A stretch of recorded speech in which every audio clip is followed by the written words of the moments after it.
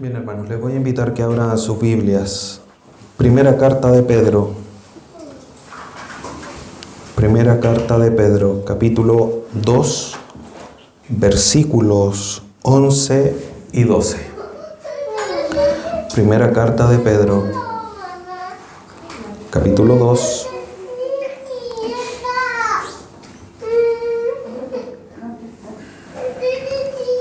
versículos 11 y 12.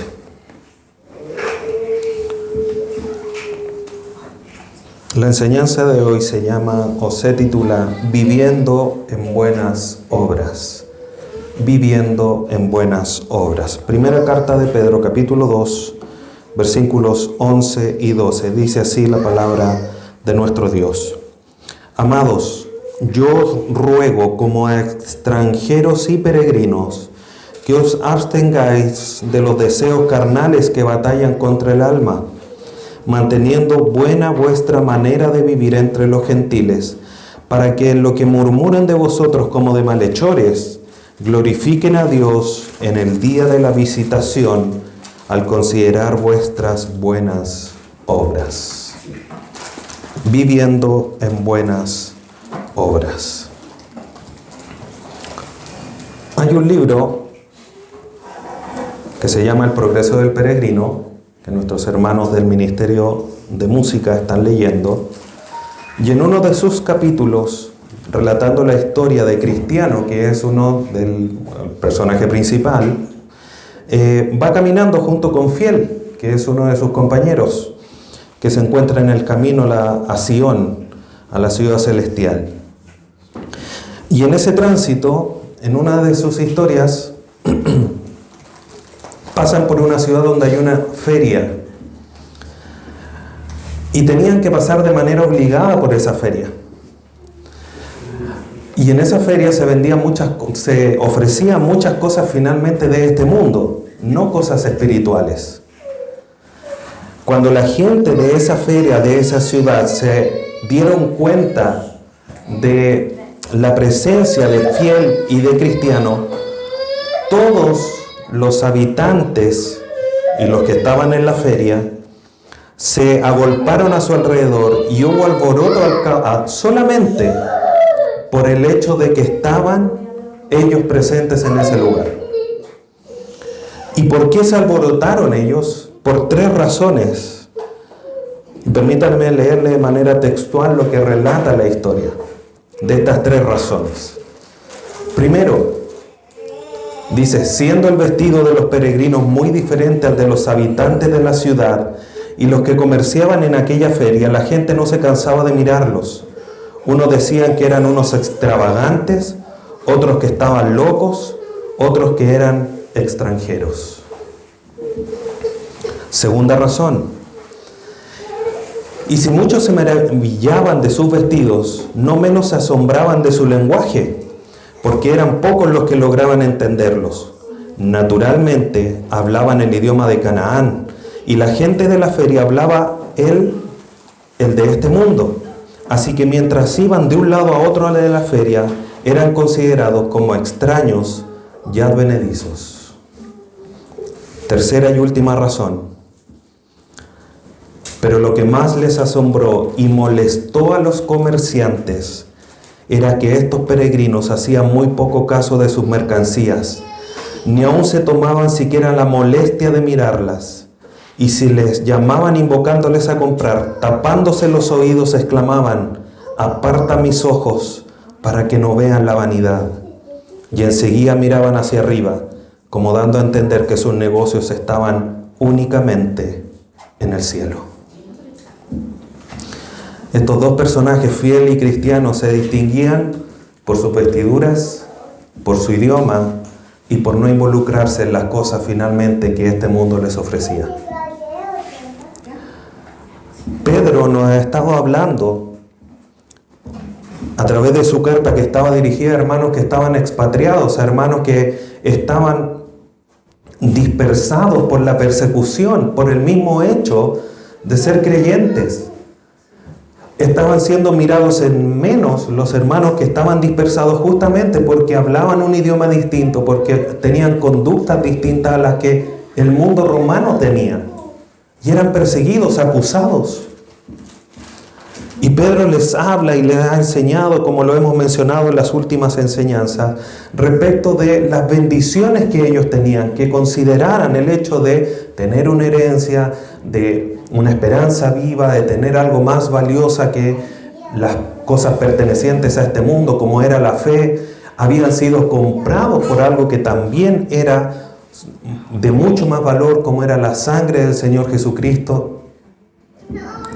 Y ahora Pedro, después de mostrarles que habían sido además hechos una nación santa, un pueblo escogido por Dios, un real sacerdocio, un pueblo adquirido por parte de Dios con un propósito,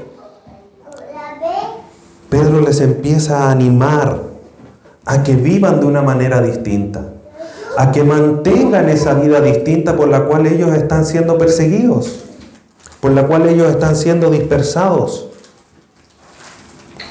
Y al día de hoy, hermanos, nosotros, como creyentes, en nuestro transitar por este mundo, vamos a enfrentar situaciones como la que enfrentan nuestros hermanos en las distintas ciudades a las que se dirige Pedro, y como las que enfrenta este relato, este libro de cristiano y fiel. Situaciones que nos van a llevar al pecado, situaciones que nos van a llevar a dejar las cosas de Dios, a extraviarse del camino que nos lleva a la ciudad celestial.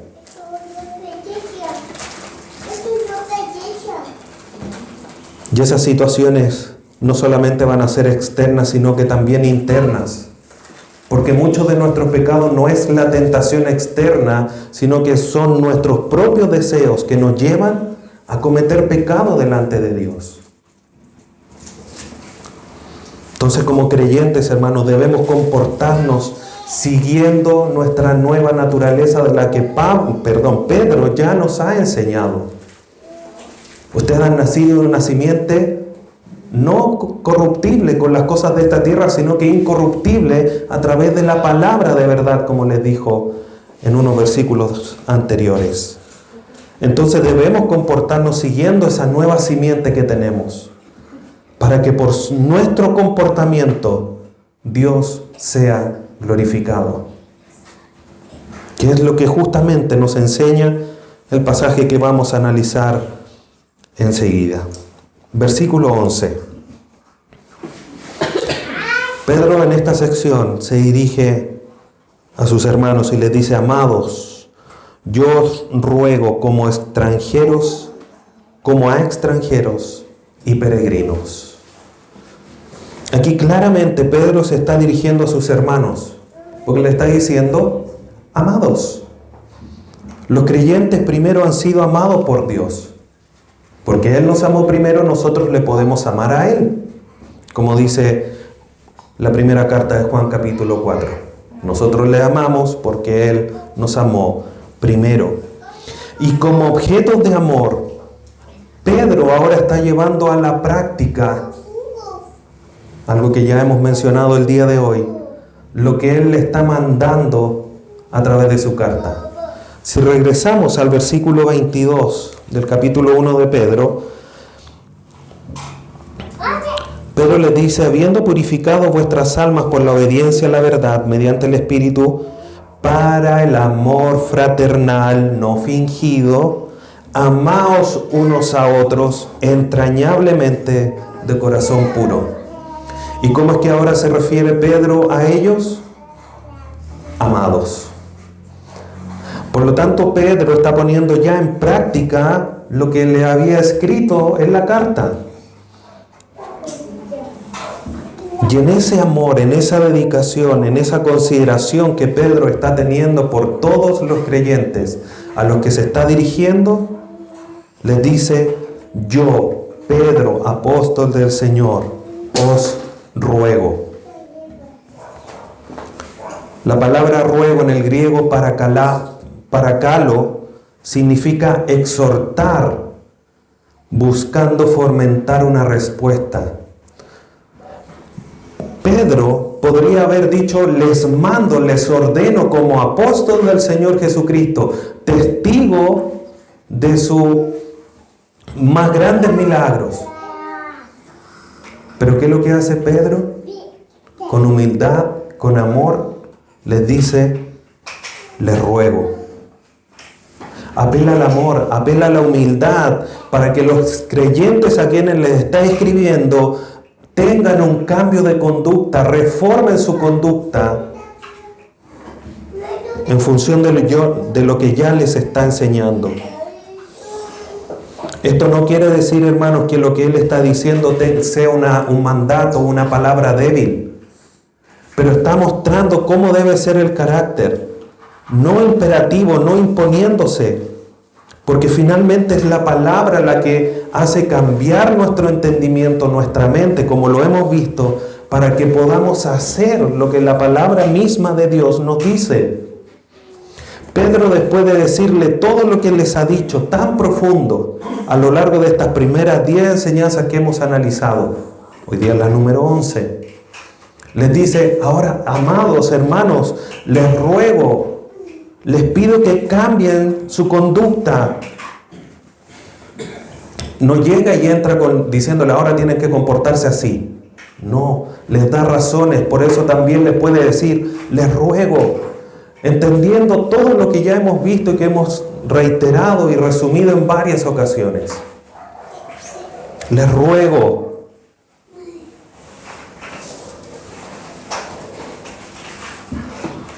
¿Y qué es lo que ruega nuestro hermano Pedro? Primero, antes de llegar a lo que Pedro quiere que ellos hagan, Pedro les dice, ruego como a extranjeros y peregrinos. Ese ruego está en base a una comparación de igualdad. Ustedes son como extranjeros y peregrinos. Y estos términos, que son considerados sinónimos, Pedro ya los había ocupado como el concepto. En el capítulo 1, versículo 1, les dice a los expatriados, a los extranjeros. En el capítulo 17, les dice, al final de ese versículo dice, conducidos en temor todo el tiempo de vuestra peregrinación. Entonces, cuando Pedro aquí les dice, les ruego como a extranjeros y peregrinos, los hermanos que le estaban escuchando ya sabían el concepto, no era algo extraño. Ahora, ¿qué es lo que entendían ellos por estos dos conceptos? Extranjero. Extranjero es alguien que es de una nación distinta. Son extranjeros. Si yo voy a otro país, soy extranjero, un forastero, porque no soy de esa nación o de esa ciudad. Al ser de una nación distinta, no se pueden gozar de los privilegios de la nación donde se encuentra. Uno de los privilegios o de los derechos, por ejemplo, es el votar, elegir a quienes van a gobernar en ese país. Los extranjeros no tienen la posibilidad. Si yo voy a Brasil, yo no puedo votar en las votaciones para elegir al presidente de Brasil. Y hay muchos derechos de los cuales yo no puedo gozar porque no soy de esa nación. Y así es al país que me dirija. Y puedo obtener esa nacionalidad, pero ese ya es harina de otro costal, como se dice. Es otra historia, es otro tema. Por lo tanto, Pedro le está diciendo a los hermanos, ustedes que son extranjeros, y los hermanos podrían haber dicho, sí, porque estamos expatriados, porque estábamos en otros lugares y fuimos dispersados, estamos en otros lugares. Pero Pedro aquí tiene en mente otra nación. Nosotros no somos, hermanos, de ninguna nación de esta tierra, espiritualmente hablando, porque obviamente tenemos nuestra nación, hemos nacido y tenemos nuestra nacionalidad. Pero espiritualmente no pertenecemos a ninguna nación de esta tierra. Hebreos capítulo 13, versículo 14.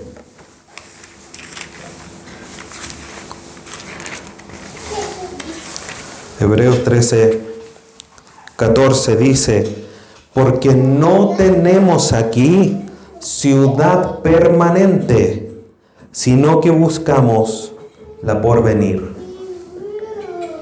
No tenemos ciudad permanente, somos extranjeros.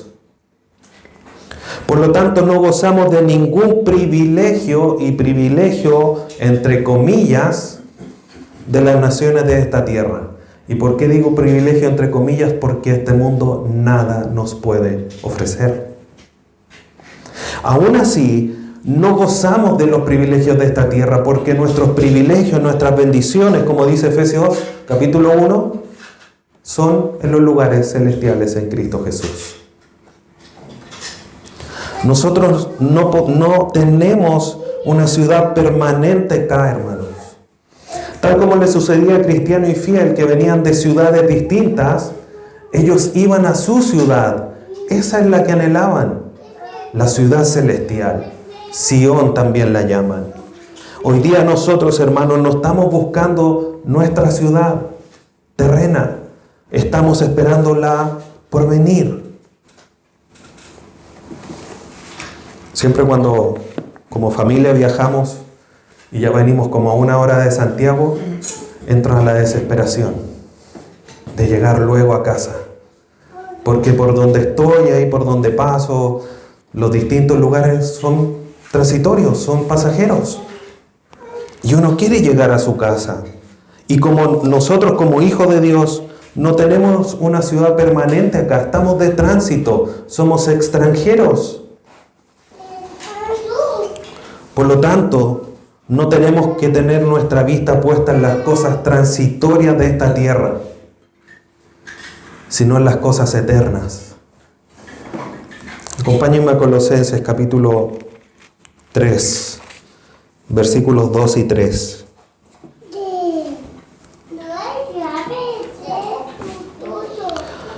Dice Pablo acá en Colosenses, dice Colosenses 3, 2 y 3, poned la mira en las cosas de arriba, no en las de la tierra. Y podríamos decirle, Pablo, ¿por qué tenemos que poner la mira en las cosas de arriba y no en las de la tierra? Versículo 3, porque habéis muerto y vuestra vida está escondida con Cristo en Dios. ¿A qué hemos muerto? A este mundo. Hemos muerto a los afanes de esta vida.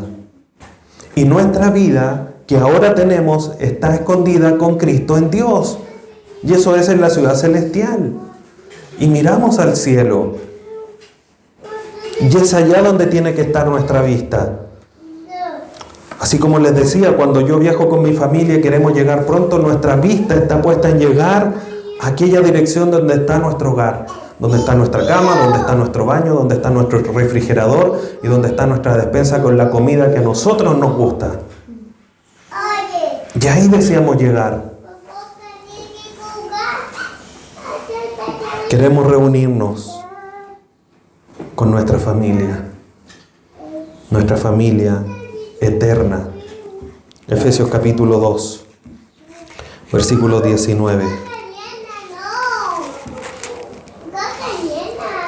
Dice así que ya no sois extranjeros ni advenedizos, sino conciudadanos de los santos y miembros de la familia de Dios. Paréntesis. Este pasaje aquí dice, no soy extranjeros. Y alguien podría decirme, pero pastor, ¿somos o no somos extranjeros? Este pasaje está visto desde la vereda del frente, desde la vereda espiritual, donde aquí Pablo le dice a la iglesia en Éfeso, ustedes ya no son extranjeros de la nación espiritual. Ahora somos extranjeros en el mundo físico, en el mundo terreno, porque somos parte de la familia de Dios. Entonces no hay contradicción en lo que dice este pasaje porque está mirado desde una perspectiva distinta. Entonces, hermanos, volviendo a Pedro, Él les dice, les ruego como a extranjeros, a gente que está de paso, a gente que no está en su nación, que va camino a la nación celestial. Y también les dice,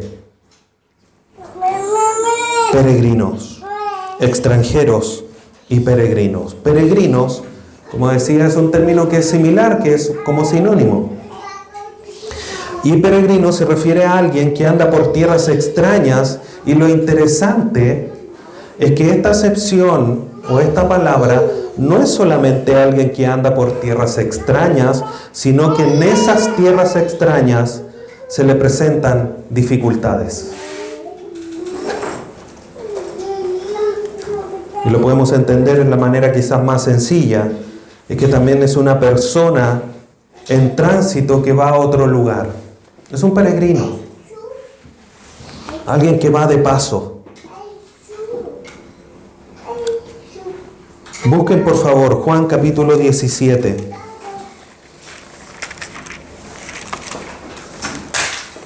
Evangelio por Juan capítulo 17, versículo 16. En esta oración el Señor Jesús está intercediendo por sus discípulos y todos los que creerían por ellos. Y miren lo que dice aquí el Señor Jesús. No son del mundo, como tampoco yo soy del mundo. El Señor Jesús está orando por sus discípulos, como les decía, y por todos los que iban a creer a través de ellos. Ellos y los que van a creer no son de este mundo. Son extranjeros, van a estar de paso. Son peregrinos. Hermanos, nosotros en esta tierra debemos de considerarla solo como un paso.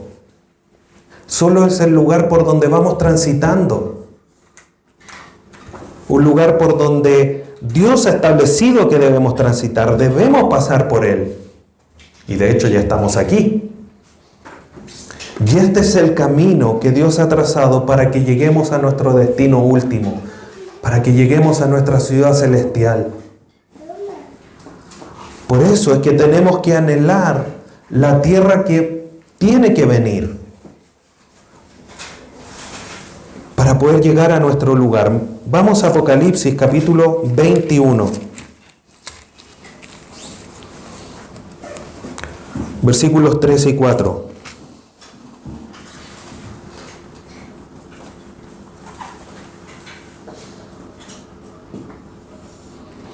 Miren lo que dice. Apocalipsis 21, 3 y 4. Y oí,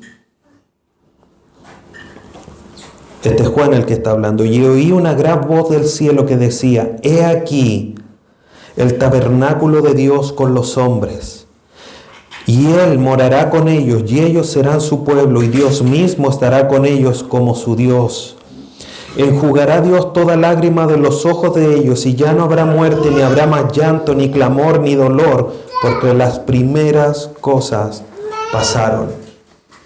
Y esto hablando de un nuevo cielo y una nueva tierra, porque esta tierra ya pasó. Hermanos, ¿a dónde están puestos tus ojos? ¿En esta tierra? ¿O en aquella tierra donde morará Dios con nosotros, donde seremos su pueblo, donde ya no habrá más llanto, no habrá muerte, no habrá clamor, no habrá dolor? ¿Dónde están puestos tus ojos? ¿Dónde están puestos tus anhelos? ¿En la tierra por la cual tú estás pasando o la por venir? Y por eso leí, hermanos, y compartía al inicio la historia de Cristiano y Fiel. ¿Cuánto debemos aprender nosotros a exclamar como ellos exclamaban? ¿Qué era lo que decían? Aparta mis ojos para que no vean la vanidad. Para no quedarse esclavo de lo que el mundo ofrecía a través de esa feria, porque ellos tenían claro que debían seguir avanzando. Y nada de lo que en esa feria se les ofrecía a ellos eran parte de los negocios en los que querían estar involucrados, que eran los negocios del cielo. Y Pedro les escribe a nuestros hermanos: os ruego como a extranjeros y peregrinos, a gente que no está en su nación, a gente que va de paso por esta tierra. Y Pedro toma como base estas dos características para exhortar y para rogarles. ¿Qué era lo que le rogaba Pedro a sus hermanos?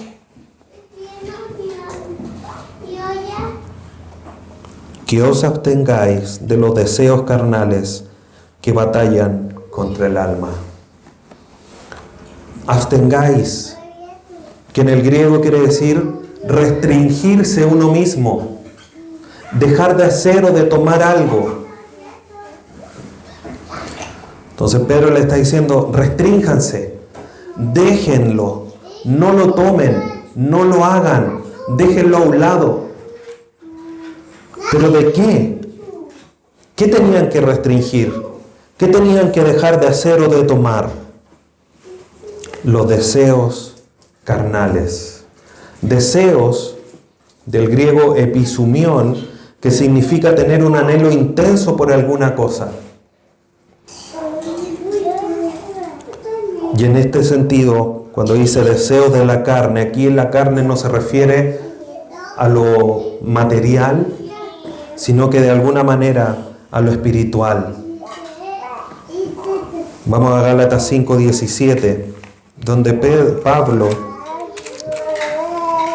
les dice a la iglesia en Galacia, Gálatas 5:17, porque el deseo de la carne es contra el espíritu y el del espíritu es contra la carne, y estos se oponen entre sí para que no hagáis lo que quisierais.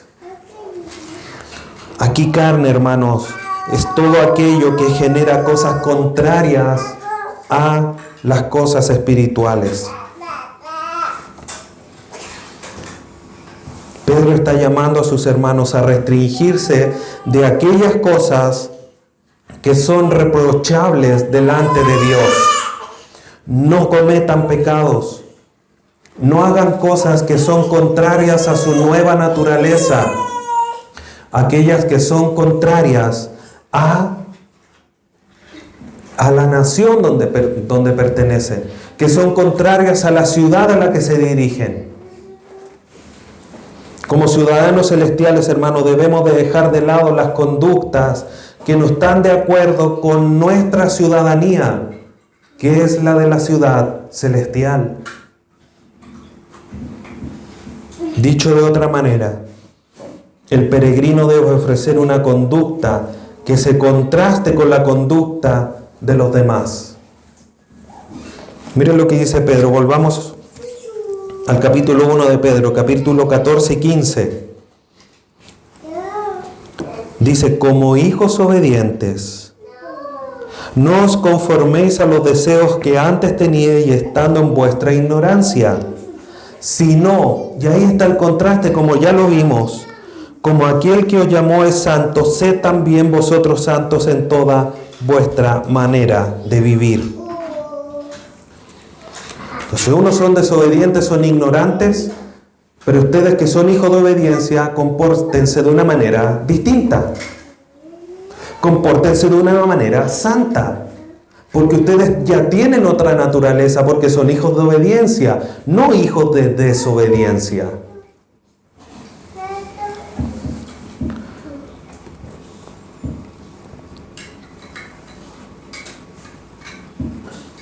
Ante los ojos del mundo, hermanos, nuestra conducta tiene que generar alboroto. ¿Qué le pasó a Cristiano y a Fiel? Dejaron la escoba solo con estar ahí. ¿Por qué? Porque vestían distinto, porque hablaban distinto y porque no hacían lo que la demás gente hacía, que era involucrarse en los negocios de este mundo.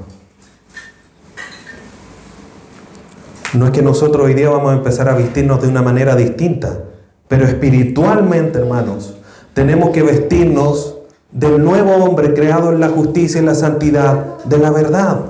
Efesios capítulo 4, versículos 22 al 24. Despojándonos del viejo, vestidos de las cosas espirituales, hablando cosas santas. Y obviamente que nuestras conductas sean mirando las cosas del cielo y no las de esta tierra. Pero es interesante además que Pedro les dice a los hermanos: como extranjeros y peregrinos les ruego, desechen, absténganse, restrínjanse de los deseos de esta carne. Pero no es solo esa la razón por la cual nosotros debemos de cambiar o de abstenernos de esos deseos, sino que hay una razón también poderosa. Y es que los deseos, como dice el texto, deseos carnales que batallan contra el alma. La palabra batallan en el griego, que no lo voy a decir porque es una palabra muy complicada, dicen hacen guerra, realizan una campaña militar. ¿Contra quién? Contra tu alma. Eso es lo que hacen los deseos carnales. Te hacen guerra. Vamos a Romanos capítulo 7.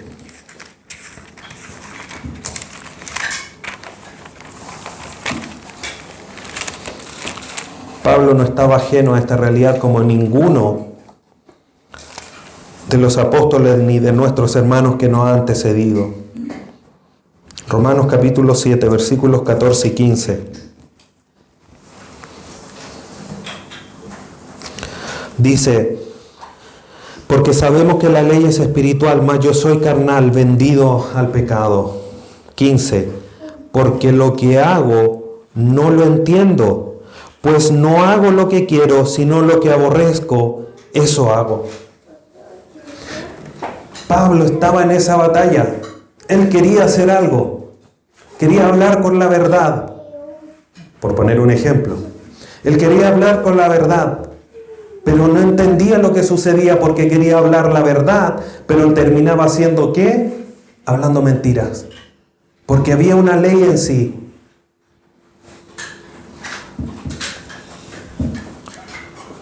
Que lo llevaba a hacer, como dice el versículo 20. Y si hago lo que no quiero, ya no lo hago yo, sino que el pecado mora en mí. Porque hacía lo que no quería, y lo que quería no lo podía hacer. Hay una batalla, hermanos, hay una lucha que no podemos evitar. No podemos estar ajenos a esa realidad. Pero ¿saben qué? Cristo, Dios, nos entrega la manera más correcta de enfrentar esta batalla.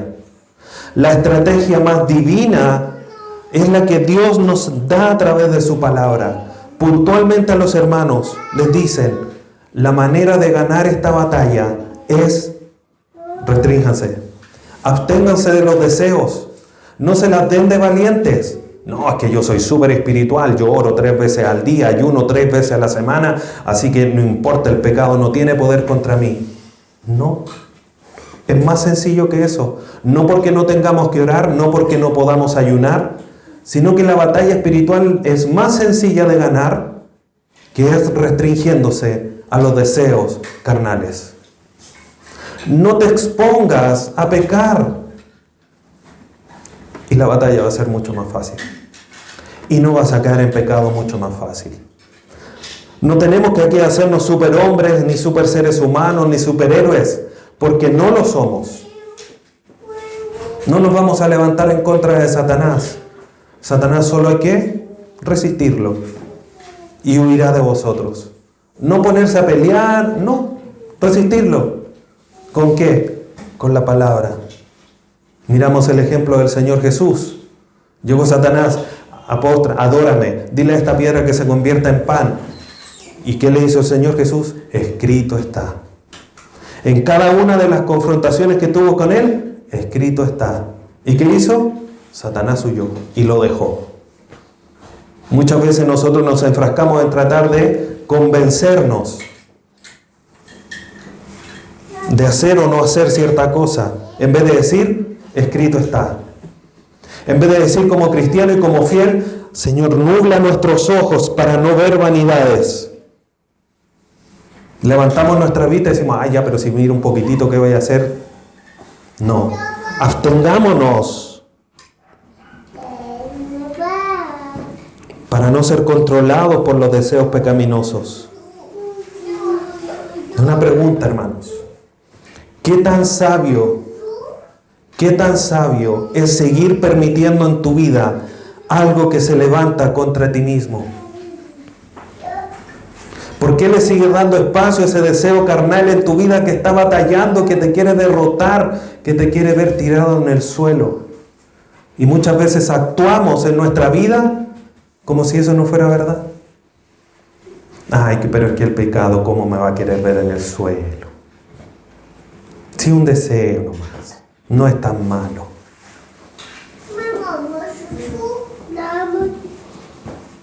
Absténganse de los deseos carnales que batallan contra el alma. Versículo 12. Manteniendo buena vuestra manera de vivir entre los gentiles. Y aquí Pedro agrega una realidad para ir para entregar cuál es el propósito del abstenerse de los deseos carnales como peregrinos y extranjeros. Y el testimonio del creyente como peregrino y extranjero descansa en una conducta adecuada. ¿Qué pasa si cristiano y fiel hubiesen llegado y hubiesen dicho, sí, nosotros somos cristianos, somos completamente distintos a ustedes, pero hubiesen vestido igual, hubiesen hablado igual y hubiesen comprado las cosas igual como todos los demás? ¿Lo hubiesen creído? La respuesta es no. Ellos, mira, dicen y no son. El mundo, hermanos, está atento a la caída de los creyentes. Por tanto, con mayor razón, nuestra conducta debe ser ejemplar. Eso no quiere decir, hermanos, que no vamos a caer. Pero tenemos que tener la capacidad de levantarnos y mantener nuestra conducta. Aquí Pedro le está diciendo manteniendo. No es una vez a la semana, compórtense como desean, por favor. No. Las acciones buenas tienen que ser permanentes. Manteniendo buena vuestra conducta. Aquí no hay espacio para permitir una conducta errada. Esta conducta debe estar presente en medio de los que no conocen a Cristo, a los gentiles. Pero esto tampoco quiere decir, hermanos, que cuando estamos con los santos, cuando estamos con los demás hijos de Dios, podamos permitirnos acciones malas. Pero pastor, aquí dice clarito, buena conducta contra los gentiles. Sí, pero el llamado es a tener una conducta permanente, santa. Nuestras buenas obras, hermanos, salvos para que vivamos en ellas, como dice Efesios capítulo 2, versículos 8 al 10, porque fuimos salvos no por obras, sino que por gracia, pero que fuimos hechos nuevos para que anduviésemos en buenas obras. Esas buenas obras son el mundo, es la esfera de nuestro testimonio como nuevas criaturas. Y eso es a lo que se refiere Santiago. La fe sin obra es muerta, no porque seamos salvos por obra, sino porque es decir, bueno, tú dices creer en esto, muéstrame con tus acciones que lo que tú crees es una realidad en tu vida.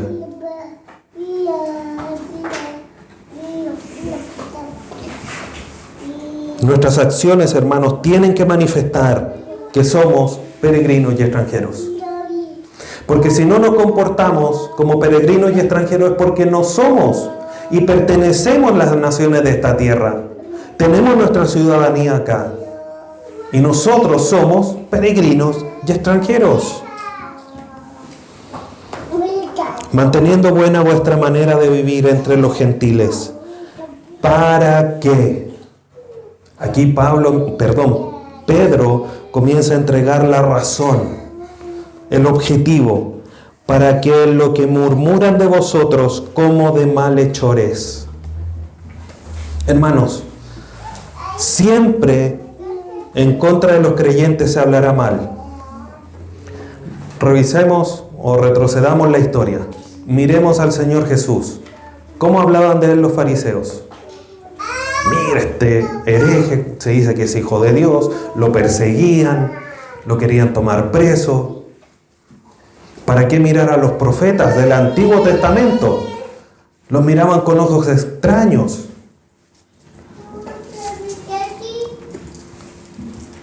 Siempre en contra de los creyentes genuinos, reales, a los que son realmente extranjeros y peregrinos, se ha hablado mal en contra de ellos.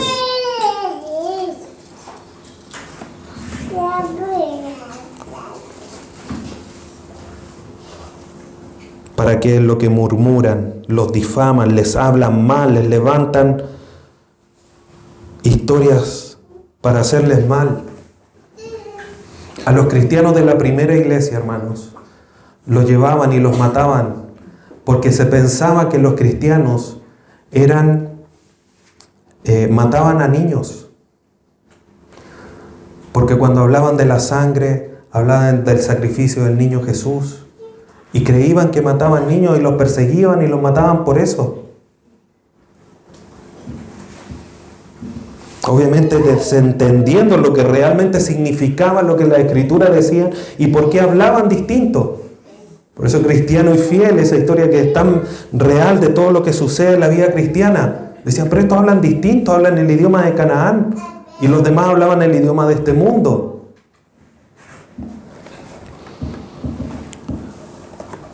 Para que los que murmuran de vosotros como de malhechores. ¿En medio de quién estuvo crucificado Cristo? De dos malhechores. El Santo, el Hijo de Dios, el Cordero de Dios, crucificado entre dos malhechores. Si Cristo, el Hijo de Dios, el Santo de Israel, estuvo crucificado en medio de dos malhechores, ¿tú crees que a ti te van a tratar de una manera distinta? ¿Porque eres más bueno? La única razón, hermanos, de por qué a ti te pueden tratar mejor es porque eres de este mundo y no eres de Cristo. Así de sencillo. Si nuestra conducta no está mostrando que somos extranjeros y peregrinos, nos van a tratar con un pétalo de una rosa. Volviendo a nuestro ejemplo, que nos ha sido muy útil hoy.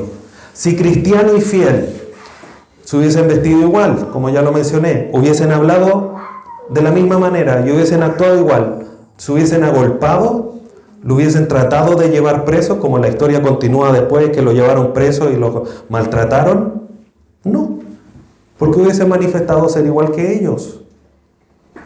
Entonces, siendo creyentes, hermanos, nos van a hablar en contra mal nuestra. Nos van a perseguir. Los primeros creyentes, hermanos, confirman esto. La iglesia primitiva, como se conoce después de la muerte de los apóstoles. Perseguidos. Los mártires de la iglesia por decir solamente creo en el Señor Jesús.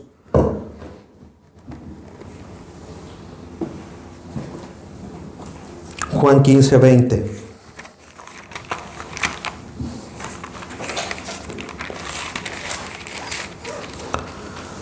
Dice, acordaos de las palabras que yo os he dicho. El siervo no es mayor que su Señor. Si a mí me han perseguido, también a vosotros os perseguirán. Si han guardado mi palabra, también guardarán la vuestra.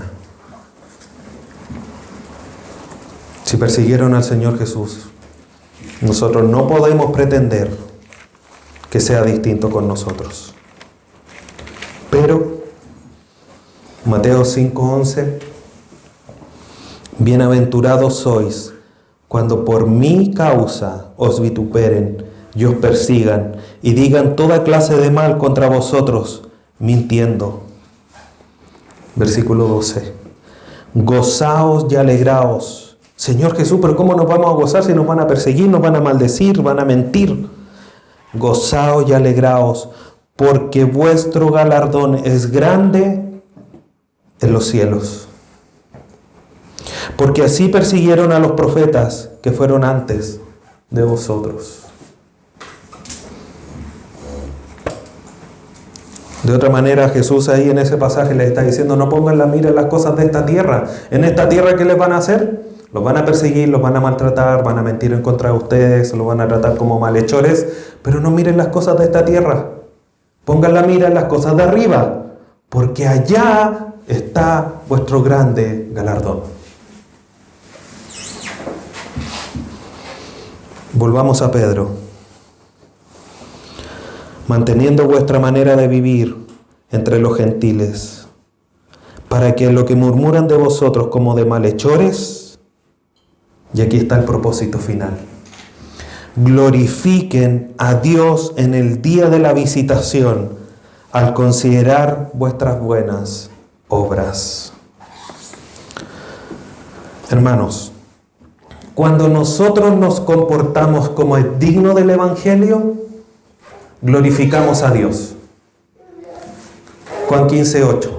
Y en esto es glorificado el Padre, en que lleven mucho fruto. Cuando llevamos mucho fruto, que son nuestras acciones, Dios es glorificado. Parte de los hombres, de los gentiles, puede que glorifiquen a Dios al ver nuestras obras. Mateo 5:18. Porque la verdad os digo que hasta que el... 18.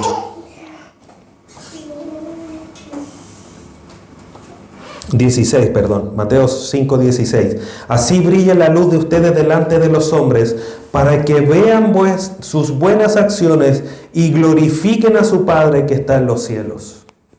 Brillen a los gentiles. Pero la realidad también, hermanos, es que hay algunos que no van a glorificar a Dios hasta el final de los tiempos, el día de la visitación, que para nosotros es un día de bendición porque Jesucristo va a aparecer a buscar a su esposa, a la iglesia. Un día de bendición, un día anhelado por los que son realmente peregrinos y extranjeros en esta tierra.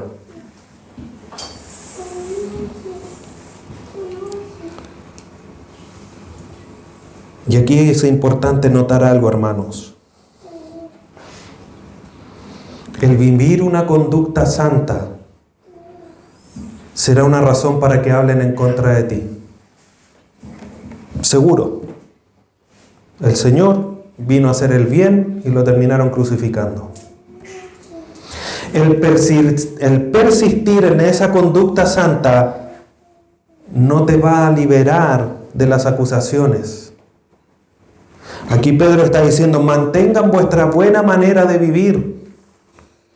Pero no dice que eso va a calmar las acusaciones o el trato que hagan de nosotros como si fuésemos malhechores.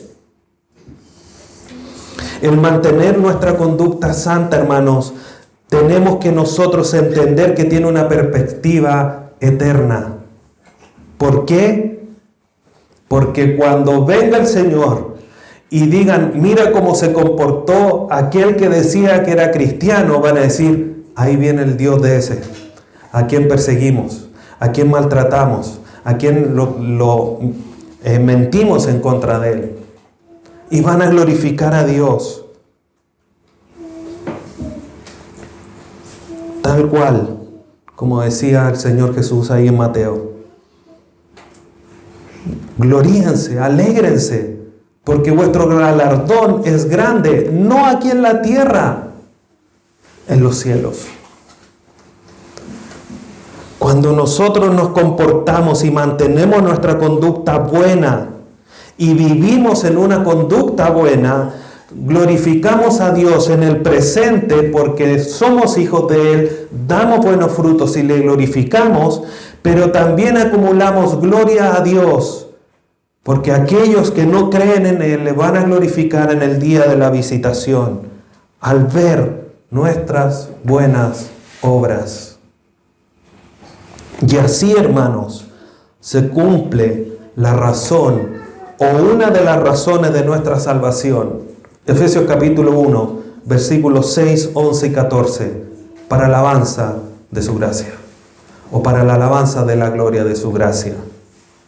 Para eso hemos sido salvos, para alabanza de Él, no nuestra, no para que nosotros tengamos un transitar tranquilo por esta vida.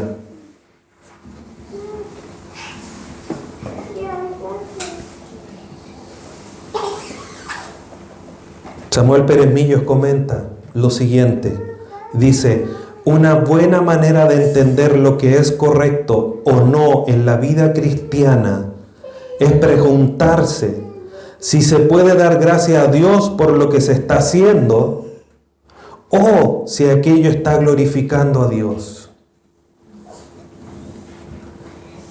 Una buena manera de entender lo que es correcto o no en la vida cristiana es preguntarse si se puede dar gracias a Dios por lo que se está haciendo o si aquello está glorificando a Dios. Tan sencillo como eso, hermanos. Cuando haces algo, ¿puedo dar gracias a Dios por eso? ¿Está glorificando a Dios lo que estoy haciendo? Tan sencillo como hacer dos preguntas para poder hacer un gran filtro de si tu conducta, tu manera de vivir es adecuada. Cuando estás trabajando solo en la oficina, solo en la casa, solo en el dormitorio, en tu pieza, cuando vas en la micro y nadie más sabe lo que estás pensando, eso que estás haciendo, ¿puedes dar gracias a Dios? ¿Puedes ser glorificado Dios con lo que estás haciendo? Hermanos, muchas veces tratamos de ajustar nuestro caminar para hacerlo más suave y nos desviamos del propósito final de nuestras vidas, que es que Dios sea glorificado. Nuestra vida cristiana no es tratar de hacerla más suave, tratar de caminar siempre en una pendiente que nos facilite el caminar. Nuestro caminar cristiano es ¿cuál es la manera de que Dios sea más glorificado? Y eso no lo invento yo, no lo inventan ustedes, eso está aquí. Porque Dios ya estableció cuál es la mejor manera en que su nombre sea más glorificado por nosotros. Por lo tanto, hermanos, vivir en santidad, haciendo buenas obras, no es un castigo o una imposición dura. El vivir en santidad debe ser una manifestación natural de nuestra nueva naturaleza. Como nuevas criaturas, no solo recibimos un mandato, recibimos también la capacitación para poder vivir de una manera adecuada. El Señor Jesús dijo: es necesario que yo me vaya para que llegue el otro Consolador. Él nos va a guiar y nos va a capacitar.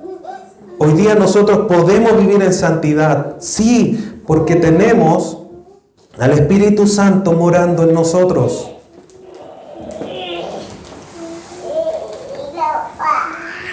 Tus buenas obras, hermanos, van a glorificar a Dios hoy y en el futuro. No seamos de vista corta. No seamos como las avestruces que miran el suelo, como las aves, como las gallinas todo el día picoteando hacia abajo y no levantan la mirada. Levantemos nuestra vista al horizonte. Miremos la vida con una perspectiva de futuro. No seamos necios, dejando pasar las oportunidades de que nuestro Dios sea glorificado hoy y por siempre. Que el Señor nos ayude, hermanos, para que podamos vivir siempre en buenas obras. para que a través de nuestras acciones no solamente mostremos el Evangelio, sino que glorifiquemos a Dios a través de todo lo que hagamos. Inclinemos nuestro rostro y oremos. Padre Santo, te damos gracias. Gracias porque hoy día podemos ser peregrinos y extranjeros. Nos sentimos extraños en este mundo porque nada bueno nos ofrece. Esperamos la ciudad por venir. Esperamos la venida de nuestro Señor Jesús. Esperamos estar ahí, morando en ese cielo nuevo y esa tierra nueva, donde moraremos contigo, donde ya no va a haber más llanto, más lágrimas, más sufrimientos, sino que toda nuestra vida por la eternidad será para glorificarte. Ayúdanos, Dios amado, a mirar no con los ojos terrenos, no con estos ojos físicos, sino con los ojos espirituales, toda nuestra vida, con una perspectiva eterna, una perspectiva espiritual, para que tu nombre sea glorificado hoy y por siempre. Ayúdanos para llevar y acumular buenas obras. Gracias por tu palabra. Gracias por animarnos a seguir viviendo de una manera correcta. Que esta palabra transforme nuestro corazón, ilumine nuestra mente y moldee nuestra conducta. Te lo pedimos, Dios amado, por tu Hijo Jesús, para tu gloria. Amén.